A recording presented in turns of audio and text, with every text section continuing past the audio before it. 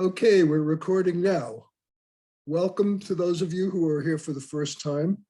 I have a few slides to go through to talk about the group and tell you what we're all about, and then we'll turn things over to our presenter tonight.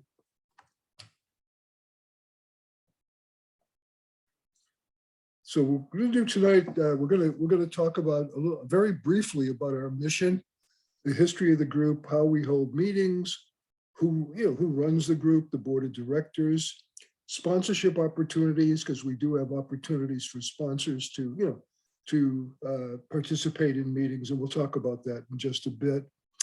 We've got a YouTube channel. We'll talk about upcoming events, and tonight, then we'll introduce tonight's meeting. So this is our mission. And again, if you're here, you probably already know this, that we're all about educating people, educating the community in Microsoft Azure, providing the forum for discussion, all levels of management in all areas of Azure too, infrastructure as well as development focused topics. This is a little bit about our history. We were founded back in 2013 with 4 members, and today we have over 2,000 registered members and growing. And that doesn't mean that we wouldn't like more members. So, tell your friends and coworkers about us and have them join the group. We do record the meetings. Currently, we're only meeting virtually. Non-pandemic times, we meet on site up at Microsoft here in Nashville. But we're now, for now, until January, we're only going to meet virtually.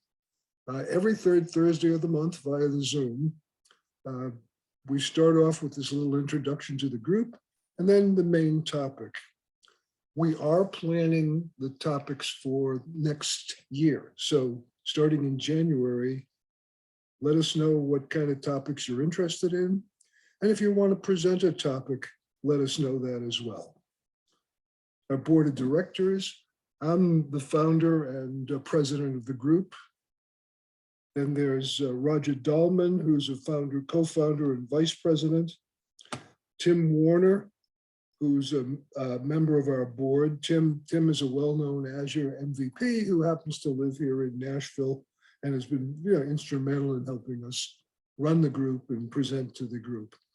Kayla Allred is a board member, and she's our director of academic outreach. You may know we have the Nashville Software School, and we have the Nashville Technology Council, both of which run education programs. So Kayla works with them as well as with the colleges and universities in the area. Excuse me, Matthew Puckett has been our permanent meeting space sponsor for 8 years. And then Jack Hagler from Vaco has been our refreshment sponsor for 7 years. So this is, again, the list of our sponsors. Microsoft still is currently paying our meetup dues, which we appreciate. And Vaco is providing, is paying for our Zoom subscription when we meet virtually. And then there's Greater Nashville Technology Council, which we also support, which also supports us. My son, Stephen Michael Zach, is the proctor for tonight's meeting. He'll handle the chat for us and let us know if there are questions. Sponsorship opportunities, again, if your company would like 10 or 15 minutes at the beginning of a meeting to promote your company, a product or services, let us know. We're kind of flexible on that. Anything that we could raffle off to our membership would be good in exchange for your moment of time, okay? And again, if you're interested in co-sponsoring a future meeting, let Roger Dahlman know. Roger is one of the co-founders of the group. He was with us from the very beginning. This is our YouTube channel, and what we'll do is we'll post the link to this presentation as well as the YouTube channel in the meetup group. We already have, as you can see, a lot of content already cached in the YouTube channel. We're not going to have the meeting in December because it's too close to the holiday. We will hopefully resume in person or hybrid meetings starting in January. Hybrid I mean that we'll be recording the meetings as well as having them in person if all goes well. And with that, I'd like to turn things over to tonight's presenter, Sivamuthu Kumar, and there's the description of Siva's background. And Siva, what I'm going to do is I'm going to make you the host. Okay. And then you'll have control. Okay. And I will stop sharing and you should be able to share.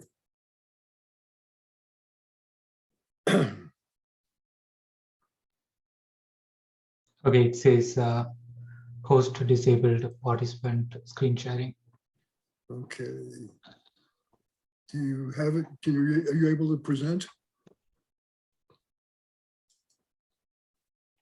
No, I think like still I'm not a host or co-host. Huh. I made you the host.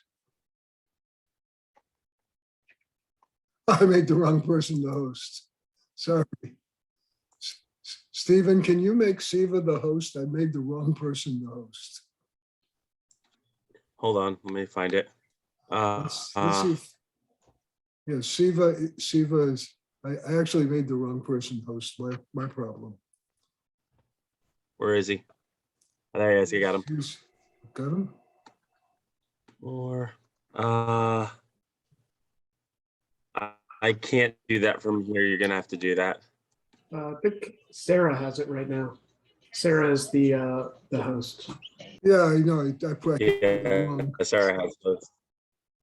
Okay. Can you take it away from him? Yeah, she's gonna have to. I can't do anything. I'm not the host anymore. I'll have to do it. Sarah, Hold Sarah, on. can you do me a favor? Sarah, are you there? Hey, yeah, sorry, it was my daughter's name, but it's Kalam actually. I joined on her. Okay, I accidentally made you the host. Okay. If you could make Siva the host, I'd appreciate it. How do I do that? Just click on the more button on the right side there, and it should say make host. Under his name. Under Siva's name. It's under Siva's name.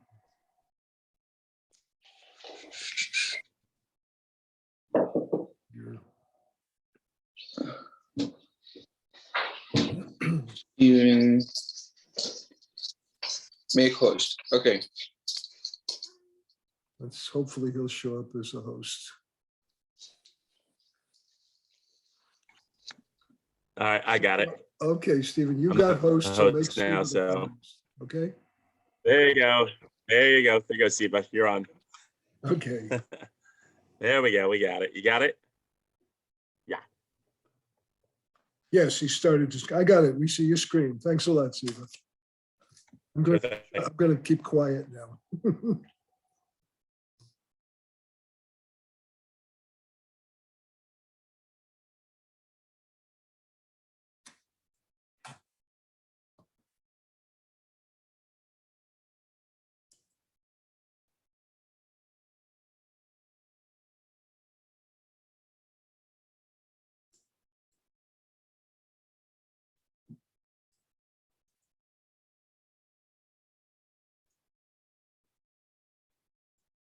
Okay.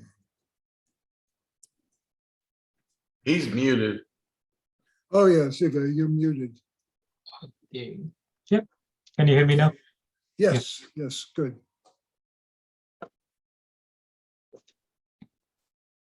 Hey, everyone. Yeah. So today we are going to talk about Azure Container Apps and Dapr. So this Azure Container Apps and Dapr, they have recently announced in reInvent 2021. Dapr, they have already developed as an open source, but Dapr add-on with Azure Container Apps, they have introduced this integration in the Azure environment with the recent announcement. Still, it's in preview, but today we are going to understand like what does it offer and what are the features it's providing and how Dapr is like bringing the distributed application runtime, like the microservices building blocks to the Azure Container Apps so that we can build like more microservices in the container apps, right? So that's what like we are going to see. So the introduction already Bill gave the introduction of me. I'm Siva, working as senior software architect in CEI Computer Enterprise Inc. For this context, I'm also like contributor and member in Dapr. So I did like a couple of contributions for the Dapr open source, which is included in this Azure Container Apps add-on. So I thought like, okay, probably we will give like the insights of the Dapr, how does it work, and what is the future of the Dapr, and why Azure Container Apps integration with the Dapr is going to be the game changer in container worlds, right? So that's agenda. I'm going to take a look at that. So you can follow me at my Twitter handle at Sivamuthu and the same name in other social media platforms as well. I usually like do blogs on cloud IoT mobile solutions. So you can like follow my articles at Dev2 as well. Okay. So the agenda of the session, we are going to see what is Azure Container Apps and what are the features.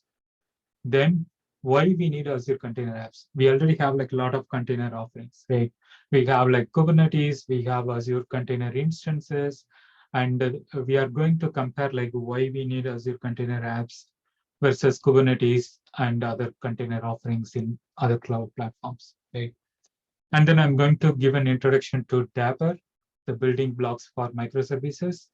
And also we are going to take a high-level overview on the KEDA, the Kubernetes-based event-driven autoscaling. And the demo of the Azure Container Apps and Dapr, I'm going to show along with the session. So I'm going to take like slow steps on the demo, just spread across the session over there, right?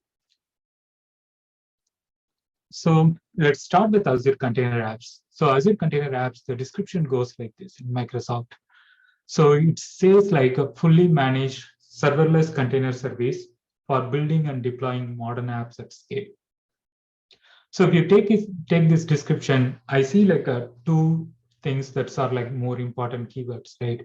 One is fully managed. So we don't need to worry about like what infrastructure and how it's going to scale, or how we are going to take care of like the auto scaling things.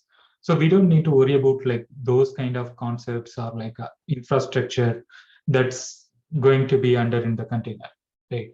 If you take like the Kubernetes, we usually do like a Kubernetes setup, and also like we are taking care of like some virtual machine setup as well. And in certain case, we are doing like a lot of infrastructure inside the Kubernetes also. Like we need to set up a service mesh, we need to set up like taking care of like the auto scaling capabilities in Kubernetes. So there are like a lot of things we need to take care in Kubernetes, right? But this offering, this is going to say like, okay, I'm going to manage everything, including like the ingress, auto scaling, those kind of features. Just give me a container. I will make sure like I will deploy that container so that like you can access the your service immediately, right? So that's totally going to abstract all the layer under the Kubernetes or like under the infrastructure. It's just going to expose like a couple of services so that you can say like, okay, this is my container name, this is my container URL, and this is my container tag. Just take it and run and give me an endpoint, right? So that kind of service Azure is trying to provide so that like from the developer experience, doing the container-based deployment, it's not like something we are taking like the overwhelming thing or doing a lot of learning. This is mostly on like the Azure service itself. And the second thing I'm looking like the important keyword in this description is like the serverless container.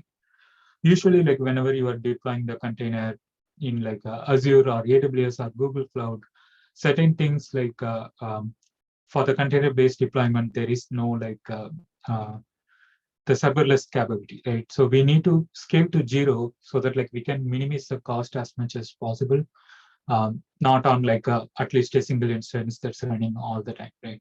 So bringing like that kind of serverless capability to the container apps, that's going to be like more important piece when it's come to like cost and also like the scaling capabilities. So that's what like Azure said, like it's a fully managed serverless container service for building and deploying modern apps at scale. So whenever like we are talking about the modern apps, we are talking about like the microservices as well, right? So Azure Container Apps providing this Dapr add-on so that we can build like more modern microservices, and you can like switch the different platforms or different providers without changing like much code in that your code base, right? So those kind of things the Azure Container Apps is bringing into the table so that we can explore that and see like how that's going to be like powerful whenever we are developing like more applications there. So container apps, there are like a couple of features that's available, as I have already mentioned. So the first thing is it's just asking like our container URL and image tag, right? So it's deploy the containers and also it's set up the ingress API endpoints. So let's say like I'm deploying a service that's called like a order service. So I'm saying like, okay, order service container is this, and use the tag either git commit hash or some tagging version we are following. So once I set that up, it's going to deploy, and also like it can expose that endpoint so that we can access the endpoint pretty quickly. And second thing, not only like setting up the endpoints, it's also giving like the version management so that you can like deploy 2 versions or like multiple versions of the container, and you can have like the version endpoint also. So you can like access version 1 or version 2, either like 2 revision modes. One is single revision mode or multiple revision mode, right? So you can access like multiple revision URLs or always latest URL. So you can configure that kind of setup.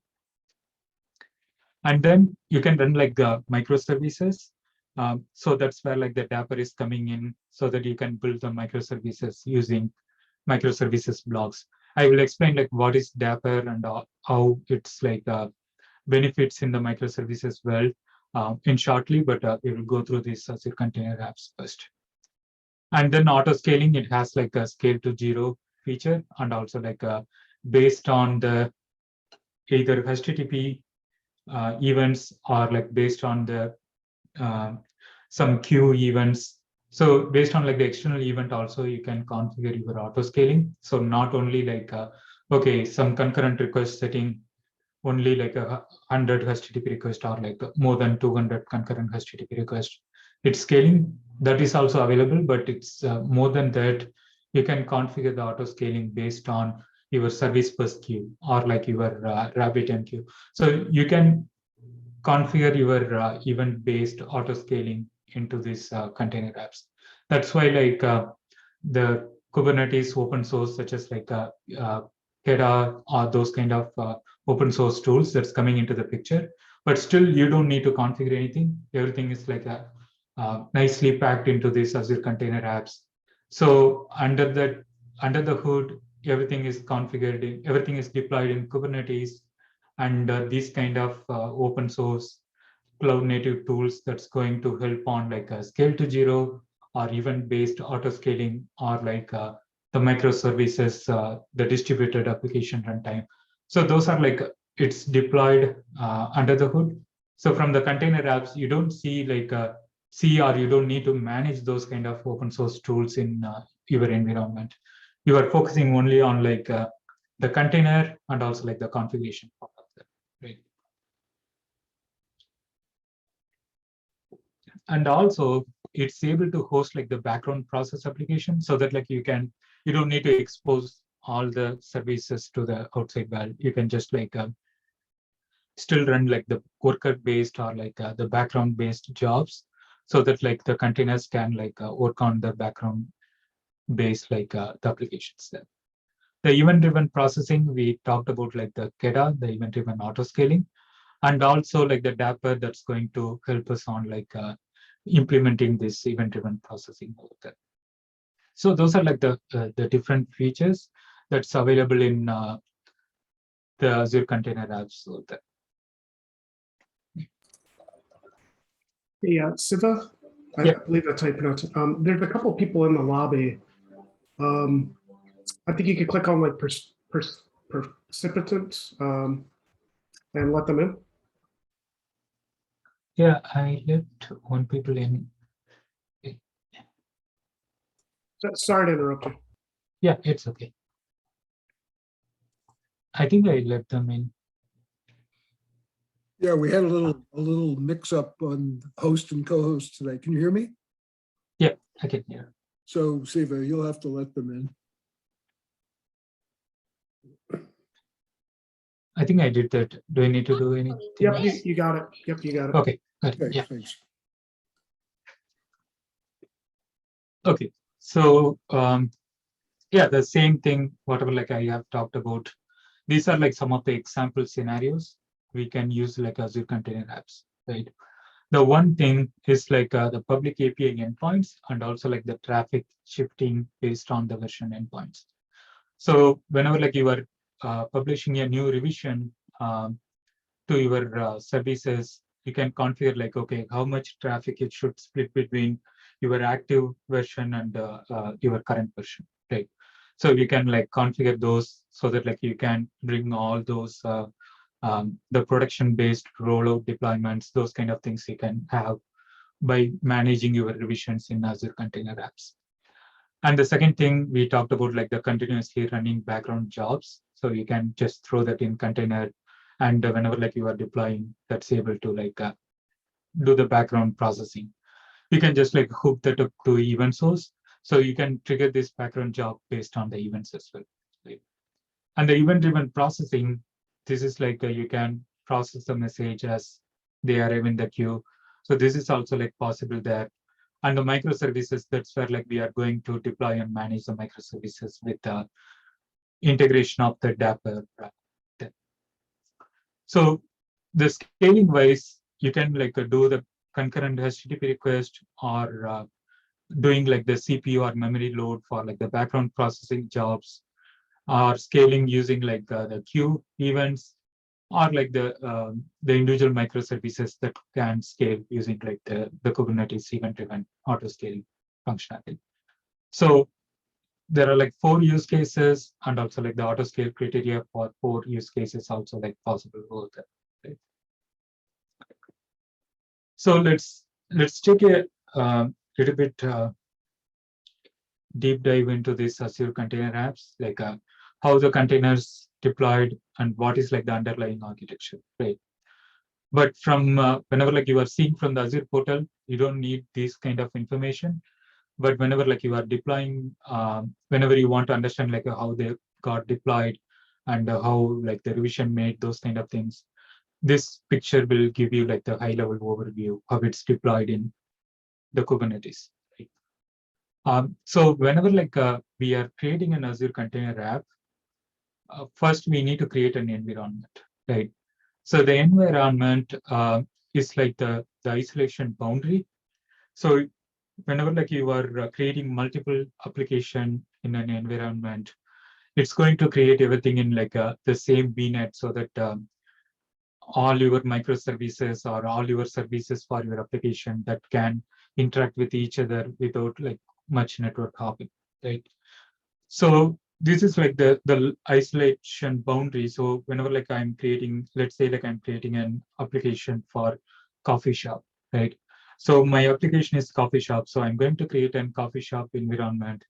And under that, I'm going to create like multiple microservices such as coffee service, order service, or barista service for like processing the orders.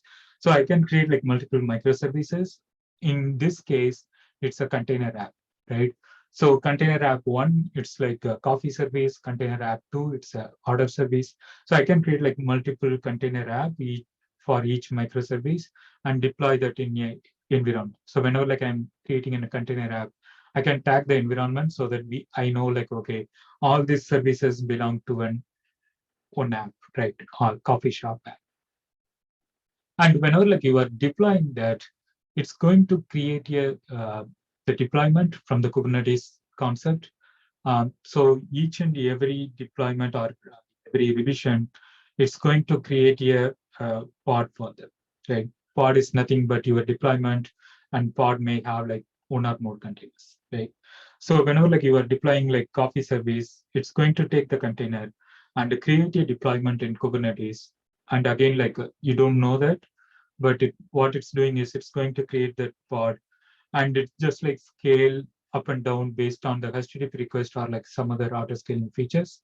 So whenever it's doing, it's going to create like multiple pods for you for that particular revision, so that it can handle the scaling capabilities as well, right? So whenever like you are coming from the Kubernetes world to this world, this is how like it's arranged in the way like the developers don't know about the Kubernetes things, right?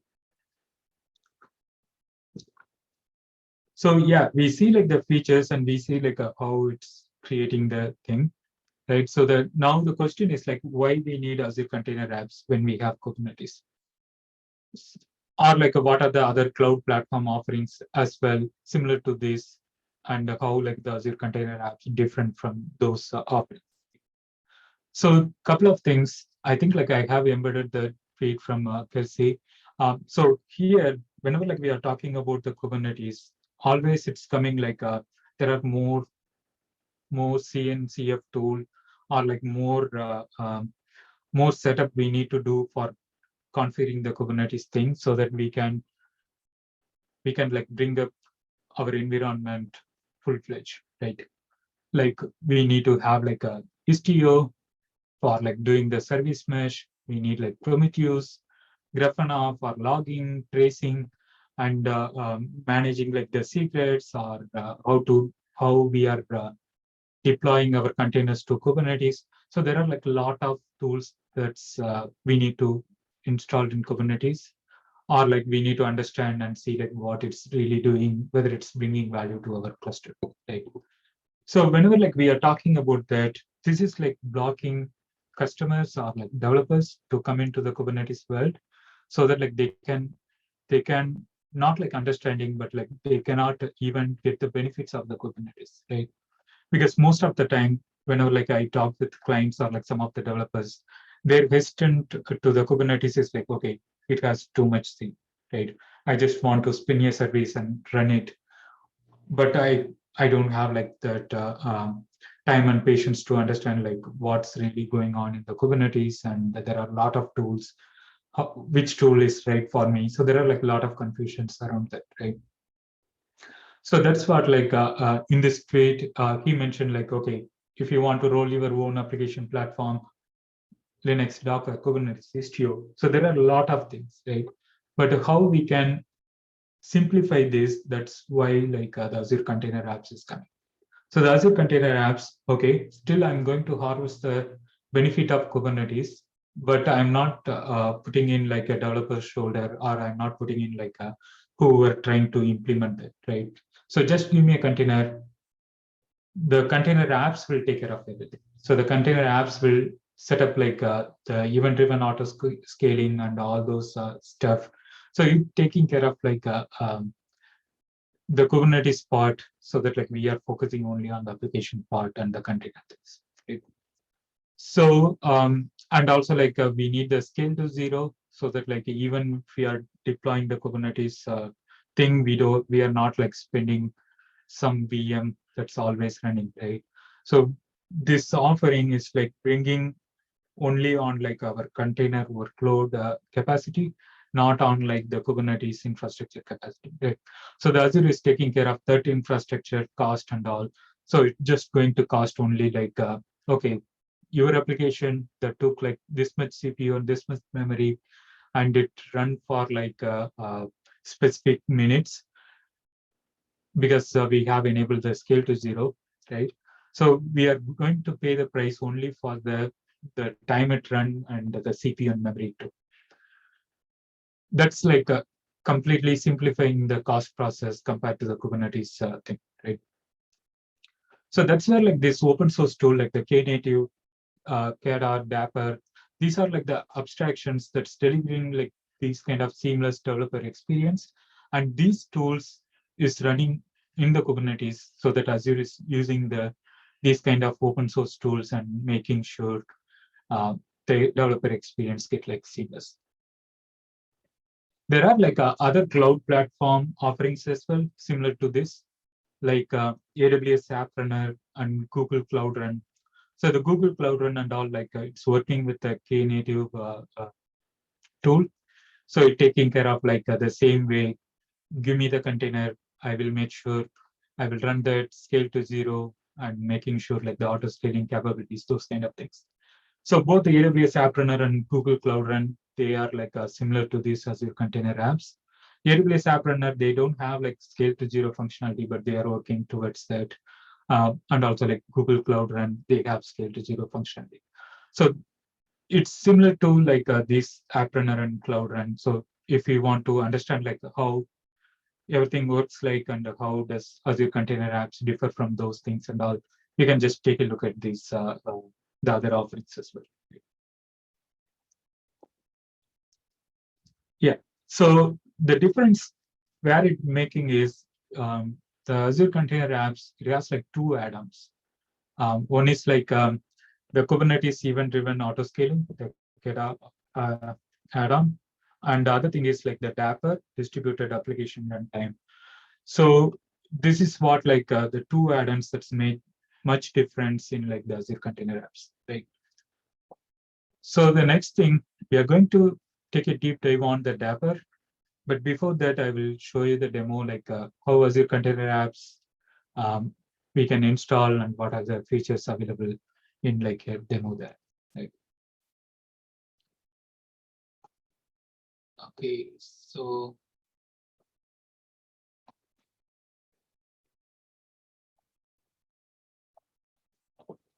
so the first thing, I'm going to create a container apps preview, right?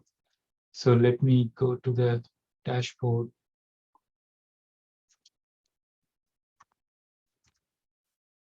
So here I'm going to search for the container apps. It's still in the preview version. So you can go and create it. Okay.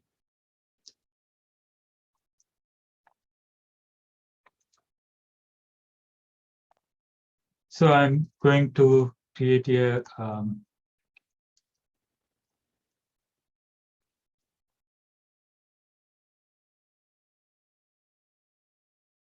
the container app name and also like which environment I need to create, right? So this is what I mentioned, like we need to create an environment so that we can do like the logical isolation over there, like not the logical isolation, the isolation over there, right? So right now, like it's only available on North Europe and the Canada Central, but to most of the regions that would be available once they get into the general availability, right? I have already created an the environment, so now I'm going to create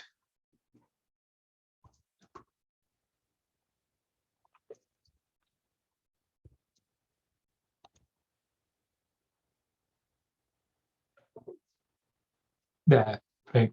So here you can see like we can specifically mention like which container we need to use. So this is how simple it's going to be, right? So I'm going to say like, okay, what is my container name, where it is located, and what is my container registry, image tag and all, and how much CPU memory I'm going to allocate for this container, right? And whenever like I'm enabling the ingress, so that like it's having the internal and external endpoint.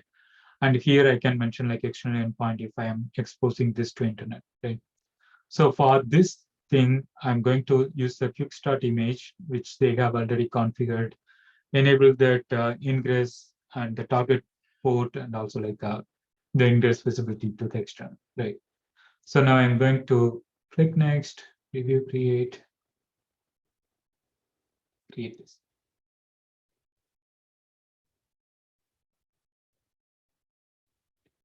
So yeah, so that's it, right? So the container apps, it's so simple. We are having like few configuration, like the container details and how much like CPU memory you are allocating and what is your ingress settings, right? So we will give few seconds till it's like created.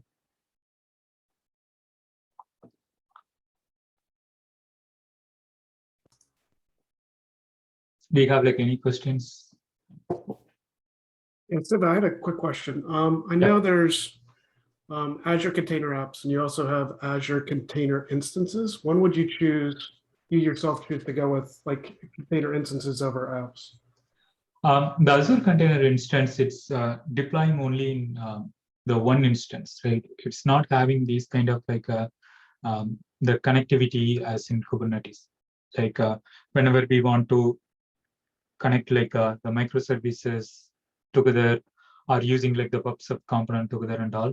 So we can still use Azure Container Instance, but it's not under the Kubernetes build. So you are not like getting these benefits as like the Kubernetes. As in like some of Yes. those add-ins as well, like the Dapr and. They don't have. The Azure Container Apps have, they don't have.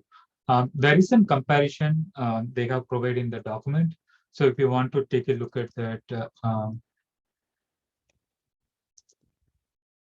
in this in their document, they have mentioned like, okay, what are the other offerings and why it is available and all. I think it's in here. Somewhere I saw, I think it's in, yeah, either it's in the FAQs. No, this is going here. Okay, in the document.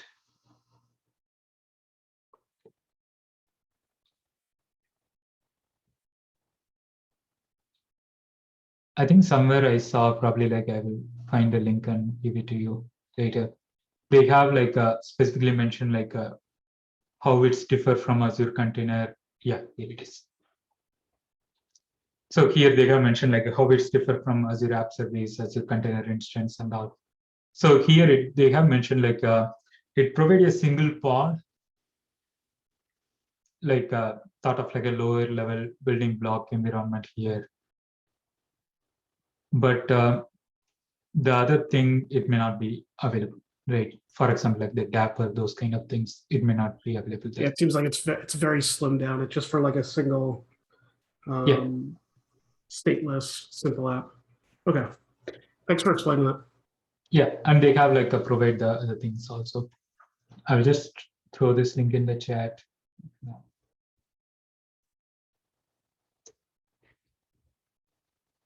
Okay, so now let's see like whether we got this application created.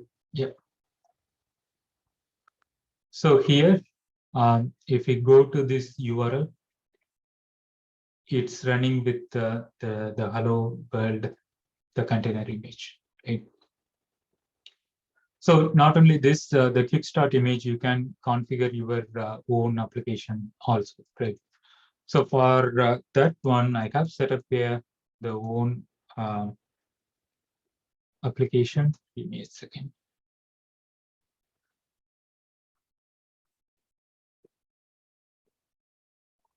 Yeah. So I have set up a node service, and I have set up the GitHub Actions also. So this is nothing but like a simple Node.js service, just returning what version the package.json is, right? So I have deployed like the version 1 and also like another version to the application. So if you see that my GitHub Actions here, I have, yeah, probably the commit. Let's see.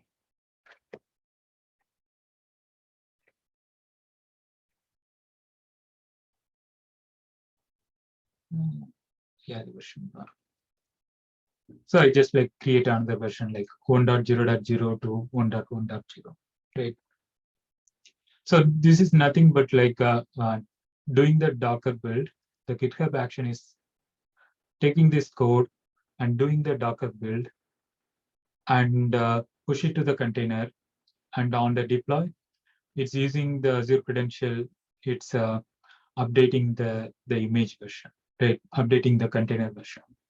So I just like configure this GitHub action so that like whenever I'm pushing to the main, it's just like deploying into the container apps. So now what I'm going to do is I'm going to show you like how the version management or revision management that's going to work, right? So this is that the demo application. So it's running like 1.1.0, right? So if you go to that, the revision management here, you can see like all the deployed revisions. So for example, right now it's having the traffic like 100% traffic to version 1.1. Let's say like I'm switching this, I'm seeing like few issues in latest version. So I'm switching like traffic to my previous version, right? So now I'm saving this. It's just like switching all the traffic to this particular revision. That is nothing but 1.0.0, right? And also we have like the revision mode. Either I can serve like multiple revisions or one active revision at a time, right? So that like either if I want to target like the specific revisions, I can go to that particular revision and go for this specific URL over there. If it is one active revision, all the time it goes to like that particular active revision, right? Or like I can do this kind of like the role, the progressive delivery. So I'm saying like, okay, whenever I'm delivering the new version, don't hit like 100% all the time, do like 50-50, right? So that like it just doing like the 50-50 traffic for like version 1 and version 1.1. I don't know whether that will work here, but whenever like we are doing the load testing, yeah, I see like it change. So it just like switch 50-50 traffic between both the versions, right? So you can do like all like our the deployment scenarios, like rollbacks, and doing this kind of like the progressive delivery. So those kind of the scenarios you can do with this revision management. So they have like the CLI also, so that you can do using the CLI tool. So using your GitHub Actions or any DevOps tool, you can do this kind of traffic shifting, or like doing the rollback automatically based on load testing or something like that. So you can configure, you can design your workflow using those APIs. And yeah, the ingress is nothing but we have already seen the continuous deployment. I have configured this service using the continuous deployment settings. Basically, we need to give the GitHub connections and what are the registry connections, and then connect that. That would automatically set up the secrets and also create these files, right? These action files. But whenever like you are trying, there are like few things you need to change. It's not like 100% correct whenever like you are deploying. Like you need to remove the Azure CLI version because this is in the preview, and there are like few issues in the checkout version. This may not work. You need to do the checkout master if you are using like the subpath. So there are like even though it's creating, you may need to adjust a little bit based on your workflow. So just keep it in mind, like whenever you are doing, you may see like few glitches over there, right? Okay, so now we see like the revision management and also like the continuous deployments. Now let's go back to our slide so that like we can go through some of these things. Right? Okay, so then we saw like the two add-ons, right? One is the Kubernetes event-driven auto-scaling, and another one is the Dapr. So the first one, you will see like the KEDA. So in this one, you can scale your event-driven application, and also as we talked about, like you can configure the multiple workload types also. Either it's like a HTTP service or background jobs or like some stateful things. So you can just like configure multiple workload types so that based on certain events, you can scale that workload types. And one thing is like it's a vendor agnostic. So you can hook that up to different set of queues, right? Wherever like the event source is there, you can just like hook to that. For example, like you can configure to service bus queue, or you are looking for like the GCP PubSub, or like some other HTTP thing, or like external API. So you can configure like you can configure the different sources to make sure this the KEDA functionality works. And also it has like the Azure function support, so you can run like Azure functions in Kubernetes. And using this KEDA, it's giving like the scale to 0 functionality as well. Right. So this is their website. So you can see like they have, there it is. Yeah, they have like ActiveMQ, Kafka, CloudWatch. So not only like Azure, they have like different cloud providers and also like the open source as well. So you can just like hook up this the event source and scale based on it. For example, like you can scale application based on metrics or scale application based on your RabbitMQ. So whenever like you want to hook this, just configure like that particular source and what workload you are trying to scale, then it automatically scale that, right? So in the Azure Container Apps, they have that functionality. I will show how we can configure, right? So if I'm going to this, the revision, you can see like we have the container scale Dapr. So here you can go to the scale. I think I need to edit and yeah. So here you can go to the scale and add the scale rules. So in this one, let's say like I'm scaling based on the HTTP, right? So I'm selecting the type like, okay, whether it's a HTTP scaling or Azure queue or custom. So the custom, that's where like I talked about the other cloud providers things as well. But you can use like the HTTP scaling, how much concurrent request it should be handled, or like the Azure queue, I'm giving like the queue name, length, and the authentication parameters, or like the custom thing where I can configure the custom rule type based on these the KEDA. So each and everything they have like different metadata you need to configure. So those kind of things you can configure in this scale rule. Right? Yeah, so that's how like the KEDA that's supporting like the auto scaling. Their architecture, it's like pretty simple. So whenever like you install the KEDA in Kubernetes, right? Let's talk about like the Kubernetes build.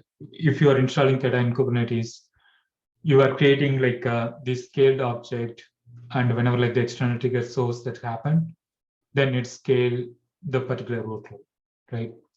And it can do like the zero-based scaling as well, or using the horizontal pod scaler, it can go to like 1 to 10, those kind of things.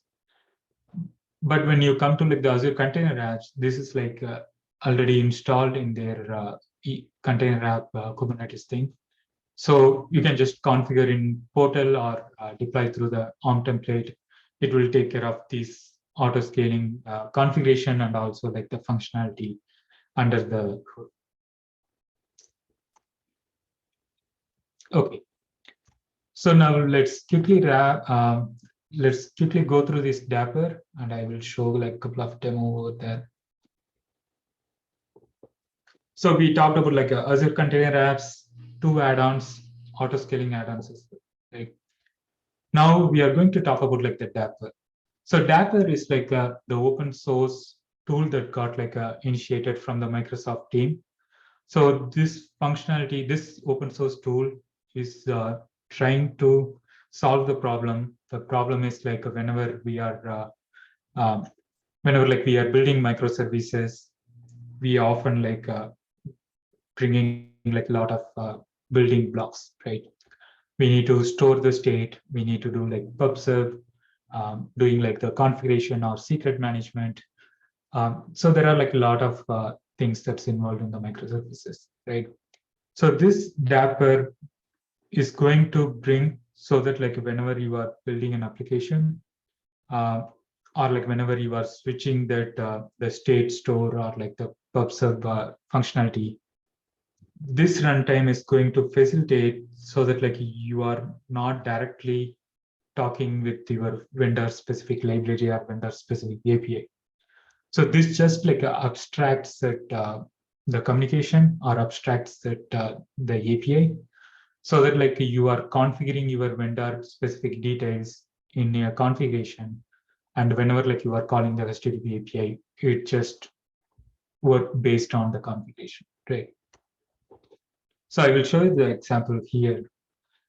So in this one, usually we have these microservices. It can be written in like any language, like Node.js, Python, or like whatever the language. And we are deploying this in any cloud or edge infrastructure, right? It can be like Cosmos DB or like a DynamoDB. So there are like different implementation in different cloud providers, right? So this Dapr runtime, it's going to be like the abstraction layer, and our microservices that's going to call this Dapr runtime HTTP API or gRPC APIs. And based on the configuration here, it's going to access like the specific the cloud provider implementations. So let me show this example here. This will like a clear, this will give you the clear picture. So I'm having this service A, and I'm going to call the Dapr runtime HTTP API, right? So from my microservice, instead of directly say like, okay, store this data in Cosmos DB or store this data in Firestore or Redis, I'm going to say like, okay, always call this Dapr runtime HTTP API and configure this Dapr runtime like, okay, I'm configuring this state store with the Cosmos DB information, right? So whenever like I'm posting the state data to the Dapr HTTP API, it's going to save in the Cosmos DB. Let's say like I'm switching the Cosmos DB to some other state store, or in local environment, I'm using the Redis, but in production environment, I'm using the Cosmos DB. Or in certain case, I want to do like the portable application that can run in like any cloud environment, but I don't want to like change the vendor specific code more often, right? I'm having the service, I need to run it in Azure now, and tomorrow I need to run it in Kubernetes edge environment for IoT workloads, right? So those kind of things, instead of like rewriting everything again and again with a different vendor code, those kind of stuff, you can just change the configuration so that like whenever you want to run it in Azure Cosmos DB, it can save that. Or if you want to run it in AWS DynamoDB, just change the configuration of the components and you are not changing the code because you are not interacting with the vendor specific thing, right? So it solves these kind of problems so that like bringing Dapr to your microservices well, that's enabling like the hybrid and also like the multi-cloud workloads. And the other thing is like it just save a lot of time and reduce this the frictions that's happening in the microservices well, right? So yeah, so they have the picture like how it's running in the Kubernetes. I assume like the same way it's running in the container apps as well, because they don't have like the explicit information. But I assume like, okay, whenever we are enabling the Dapr and container apps, it's going to be working in the way like how it's working in the Kubernetes, right? So whenever like you are installing your application, we are giving the container, right? So whenever like you are enable the Dapr, it's going to have like the sidecar container. So all your pod have like your app container and also this Dapr container, right? So your app, it's going to call the Dapr HTTP API that's in the same pod, that's in the same container network. And this Dapr HTTP API, based on the component you are configuring, it just like call that state store or pub/sub or like a binding and triggers, those kind of things. So it just like call that vendor specific thing based on your configuration. And in case like if you want to have a service to service invocation, the same way like you are directly calling the Dapr sidecar container and the other Dapr sidecar container that may know like, okay, this service is calling the other apps, those kind of things. So instead of like directly calling or between the microservice or directly calling that the vendor specific implementation, you are managing everything through the Dapr here. So this is one of the example for the state store. And this is for like the PubSub thing, right? So the same way, like here they have the cart service and shipping and email service. So whenever like the cart is posting like, okay, I have order that's incoming, right? So you can switch between these PubSub components in the components YAML, and the other services can subscribe using the Dapr. So from the application code perspective, you are mostly integrating with the Dapr, not with like Redis or directly doing that, right? So let me show like a couple of examples in local, and I will show you like how we can configure that in the container apps also. I think I'm running out of time and quickly wrap this up.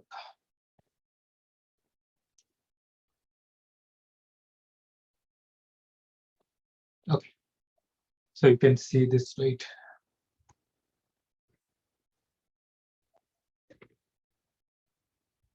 Yeah. So in this one, first in local, should I admit him?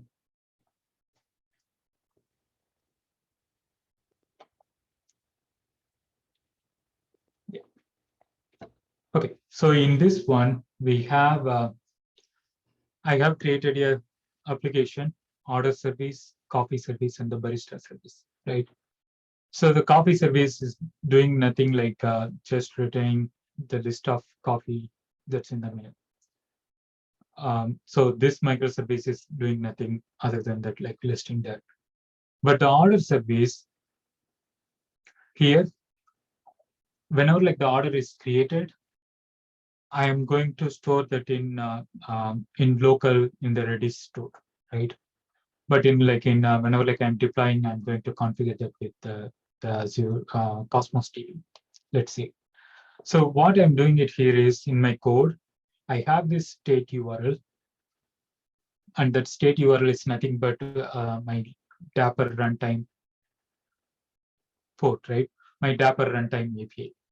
So here I'm mentioning like, okay, use this API version 1.0 state and state store. Whenever like the app, whenever the order is like created, just call this the state URL, so that like it can just save the state of that order, right? So for this thing, I have configured my Dapr components. So here I'm saying like, okay, use the local Redis host, and my state store name is state store, right? In case like if I want to use that in Cosmos DB, the same way, like I'm going to say state store, but I'm changing the spec like, okay, instead of storing it in the Redis, store that in the Cosmos DB, right? So let's run this.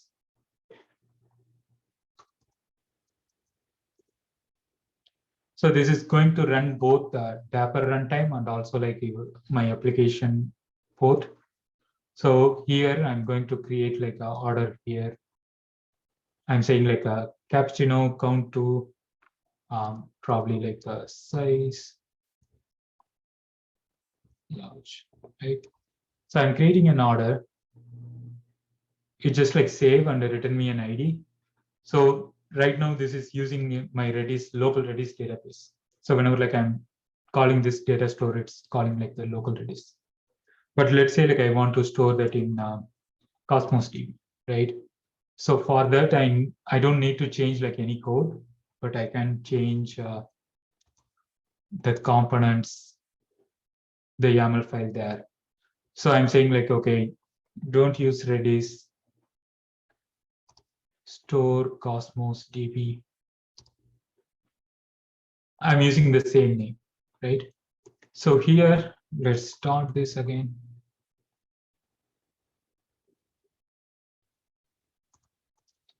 And call this Postman API.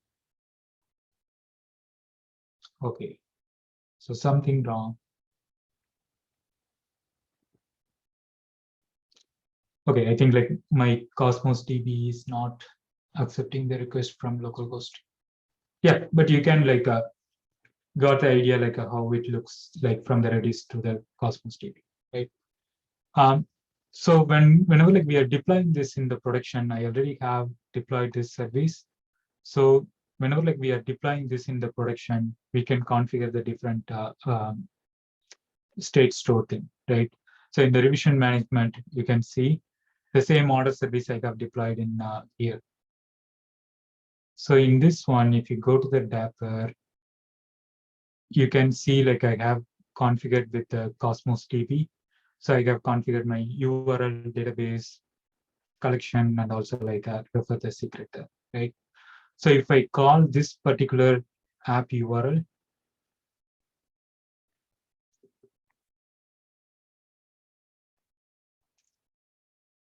let me replace with this, and I'm going to create an order here. So now the ID got created, and this ID is saved in the Cosmos DB.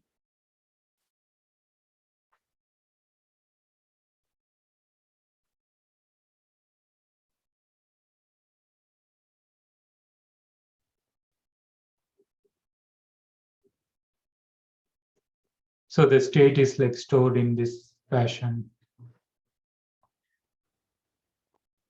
So we have created a cappuccino size large here, right? So you can see like the benefit over there, like we have like configured the Redis in local, but in production Cosmos DB, the same application I can take it and configure for like the AWS DynamoDB, those kind of things, right? So it's enable this hybrid and multi-cloud without like any vendor lock-in over that. So now they have like other functionality as well. For example, you can configure the PubSub. So whenever like the order is received, I'm going to publish that event, and from the barista service, I'm subscribing that particular event and the process that event there, right? So I can handle these kind of like the PubSub mechanism that can run between different container apps. So I will show like one example here, how it works, then I will follow. Let me switch to the Redis here. So the state store I have configured Redis, and also like in the PubSub also I have configured Redis. The same way like when in production, you can use the event hub or service bus, those kind of things, right? So let me go to the terminal. I think I have everything right. Yeah. So I'm starting this service and also starting the barista service here. So you can see like the app is subscribed to the create order topics through the PubSub, right? And whenever like I'm creating an order, not only like creating an order, I'm just like using the PubSub to publish an event. So you can see like the create order published, and also like the barista service, it started processing that thing, right?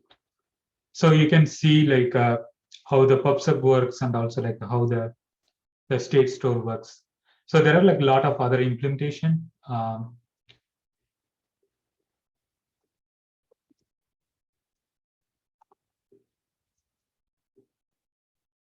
So there are like a lot of other implementation and different stores as well, right? For example, where is the docs here? Yeah. So we talked about the building blocks here, right? So you can do like the service invocation, state management. For example, in the state management, you can use like the different thing. For example, they have some list here.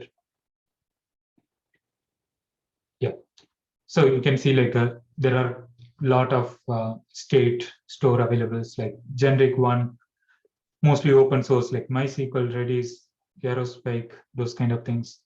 And you can use like the AWS DynamoDB, GCP Firestore, Microsoft Azure. You can use like Cosmos DB, SQL Server, table storage, all those things. So you can just like use the state store Dapr API and switch the component configuration of that. And other thing, like in since I have like contributed in the Dapr, so you can just like look at how the Dapr works and all, right? So we have this the abstraction that's in the Dapr repo, and also you can have like this component contribution repo. For example, let's say like the state here or like the pubsub here, right? So you can go and see like GCP pubsub, how it's implemented, those kind of thing, and other functionalities, right? So you can see you can add like more the vendor specific thing here in the components contribute, and based on the configuration, you can configure like the abstraction API calling these the vendor specific implementation. Yep. So yeah, that's the demo of like container apps and also like the Dapr. So you can run like the containers, and using the Dapr, you can build like the Microsoft, the microservices integration platform without like any vendor locking or using it in like a different infrastructure of different cloud providers as well, right? So this integration is like enabled in the container app so that you can use these kind of functionality as well. It's not necessary to use, but you can get like benefit from this Dapr content.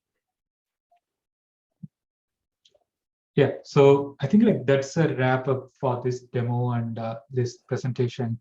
I have like few references straightforward, the container apps, Dapr, and the KEDA thing. And other reference I would provide is like, I have a couple of demos built with the Dapr when I have contributed this Dapr. So I will share that in the chat.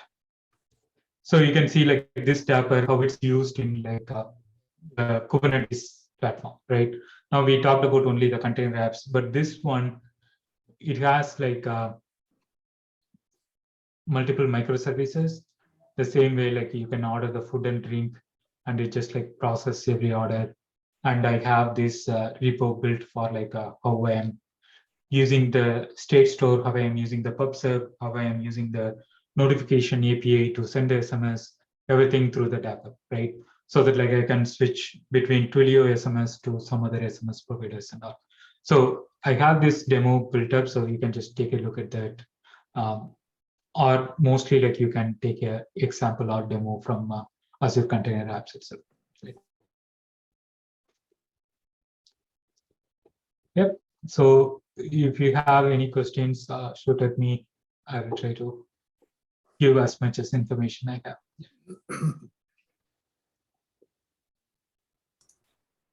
So Siva, if you develop an application to interface with Dapr, then you don't actually have to build the integrations into different apps to be able to, and have to change the code to actually interface with that.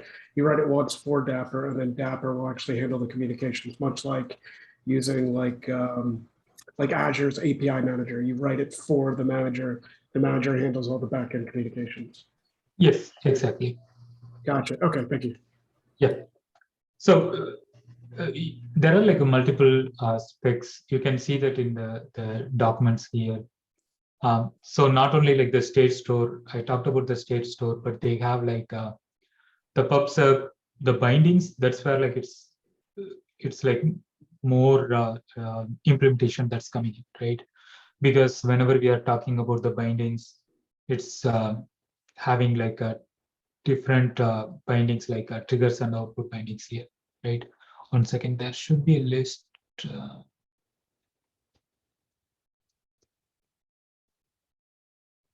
So this is where you can send like the SMS, those kind of things and all. Okay, so like would you write the Docker file so that you understand what components you want installed, and then after it's built, then you leverage the YAML file to configure all the other components you need? Yes. Okay. So whenever like you are developing an application, you are not thinking about like the vendor thing. You are mostly seeing like, okay, how I can think about from the Dapr block or like the microservices blocks, right? Whether it's like state store or like the pub sub. So it's trying to bring like as much as abstraction, but it has like pros and cons, right?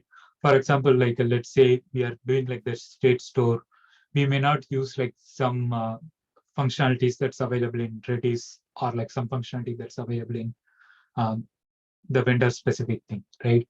Because we are doing this kind of abstraction, mostly it's like, okay, key value pair to store the state, that kind of abstraction it's bringing, right? So the pro ways, we are not like thinking from the vendor specific, we are just thinking always from the building blocks perspective. But like if we really need certain things from certain vendor, we don't have that option, right? We need to directly call that at the time. But this one is trying to solve as much as problem whenever like we are trying to go for like cloud to edge or cloud to other cloud, those kind of things. Okay. And just one last question. And thank you so much for the talk. It was amazing. So when you deploy, obviously when you deploy the Azure Container App, you select the GitHub repository or marketplace that you're storing that container. How is the YAML file actually executed? Is that called from the Docker file, or is that something you define when you're building the container app? Okay, so that's, yeah, I will say, so this kind of the YAML file where you can do in two ways, right? One is from the portal, whenever like you are creating a revision, you can go to that UI and configure that. So what are like you are configuring in this one, that's going to be in the YAML file, right? I will show you the example here. Like what actually executes the YAML file? Is it the container or? It's Azure Container Apps. So from the container, Okay. we don't need to do anything. It's from the container perspective, it's only the app. We may need to configure the Dapr port and all, but like from the Azure Container Apps perspective, it would take care of like installing the YAML and configure that component. Gotcha. Awesome. Hey, thank you. The other, there is an addition to that. There is another way to deploy these container apps. You can do the ARM-based deployment or like bicep-based deployment, those kind of things, right? At the time, you may need to pass the component YAML file in the ARM template, so that like it just take that YAML file and create the same thing again, right? But they have in UA as well. Gotcha. Okay. That's interesting. I know, like I was looking at like other third-party apps, like TeamCity can actually build the container, put it in the marketplace, publish it in Azure, and then execute. May be able to execute the YAML file. I'm not sure, but I know there's other third-party apps that you can work with to do that too. Yeah. Okay. Thank you again. Yeah. Thank you. So this is like one of the example. This is just like property. But if you take the YAML file, I think I have that example. Give me a second. Yeah, if you take the YAML file here, it's going to be like this, like the URL master key database collection, right? So it's, I think like whenever you are configuring that in the UI, to automatically take care of this deploying YAML file into the cluster. Everything is like abstracted, so we don't need to take care of these things, right? Yeah. Got it.